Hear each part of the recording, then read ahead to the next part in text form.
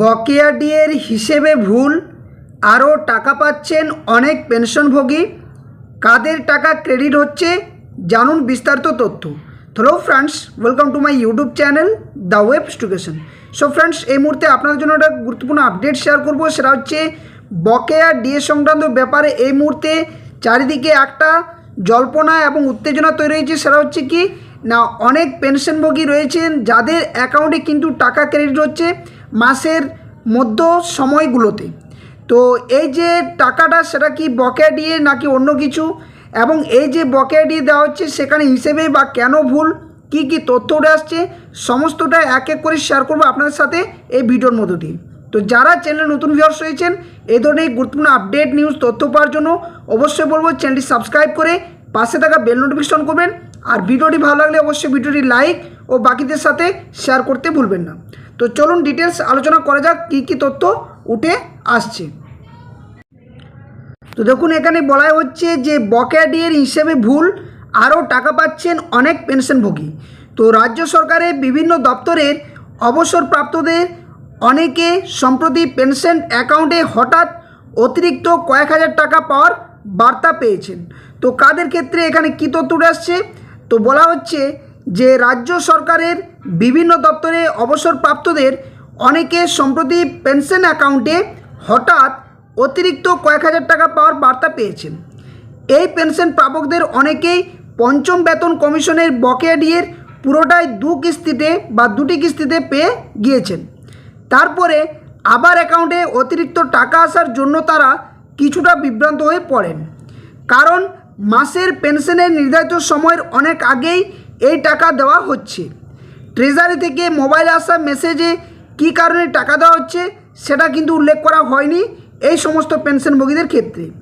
তো ডিএ মামলার মূল আবেদনকারী কনফেডারেশন অফ স্টেট গভর্নমেন্ট এমপ্লয়িজের সাধারণ সম্পাদক মলয় মুখোপাধ্যায় জানিয়েছেন যে তারা অর্থ দপ্তরে খোঁজখবর নিয়ে জেনেছেন যে বকেয়া ডিএর প্রাপ্য হিসাবেই এই টাকা দেওয়া হয়েছে। আগে যে বকেয়া টাকা হিসাব অর্থ দপ্তর করেছিল তাতে কিছু ভুল ছিল। 2008 থেকে 2011 সালের মধ্যে সময়ে যারা পেনশন প্রাপক ছিলেন তাদের ক্ষেত্রে এই ভুল হয়েছে। অর্থাৎ যে সমস্ত পেনশনভোগীদের 2008 থেকে 2011 সালের মধ্যে যারা পেনশন প্রাপক ছিলেন তাদের ক্ষেত্রে কিন্তু এই ভুলটি বিশেষত দেখা গিয়েছে। কিছু সময়ে ডিএর হিসাব নেগেটিভ ধরা হয়েছিল আগে। ওই সময়ের যেসব পেনশন প্রাপক মারা গিয়েছেন তার ফ্যামিলি পেনশন প্রাপকের অ্যাকাউন্টে কিন্তু টাকা আসছে। এখানে মলয়বাবুর বক্তব্য যে বকেয়া ডিএর হিসাব কষতে যে ভুল করা হয়েছে সেটা তারা রাজ্য সরকার ও আদালতের কাছে অনেক দিন ধরে বলেছেন। সেটা যে ঠিক তা এখনও আরও বোঝা যাচ্ছে।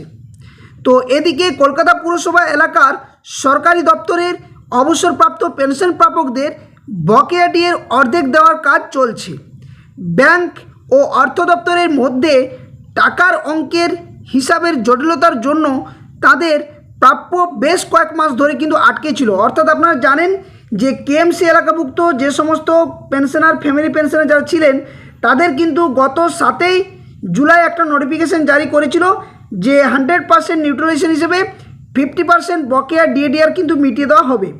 এবং যার ভিত্তিতে গত কয়েকদিন ধরে কিছু ব্যাংকে, বিশেষ করে এসবিআই ব্যাংকে এখনও পর্যন্ত কিন্তু টাকা ক্রেডিট হয়নি, তবে আরও অন্যান্য যে সমস্ত ব্যাংকগুলো রয়েছে সেখানে কিন্তু টাকা অনেকেরই ক্রেডিট হচ্ছে এবং হয়েও চলেছে।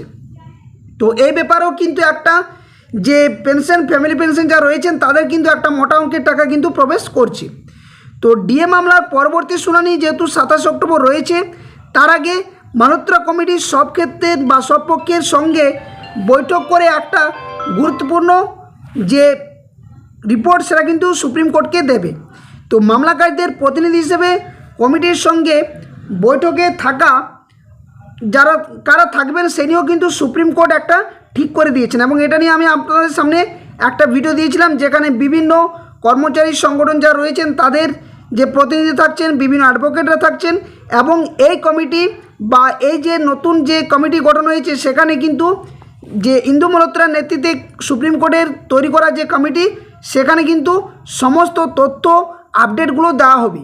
এবং যেখানে কর্মচারীদের যে বকেয়া ডিএর হিসেবের গরমিল বা হয়তো কেউ কয়েক যে মাসের বা কয়েকটা টাকা পেয়ে থাকলেও বর্তমান যে টাকার তাদের যে হিসেবের সেটার মধ্যে একটা বিশাল একটা ফারাক কিন্তু দেখা গিয়েছে। তো এই সমস্ত তথ্যগুলো কিন্তু সেখানে কিন্তু উঠতে চলেছে।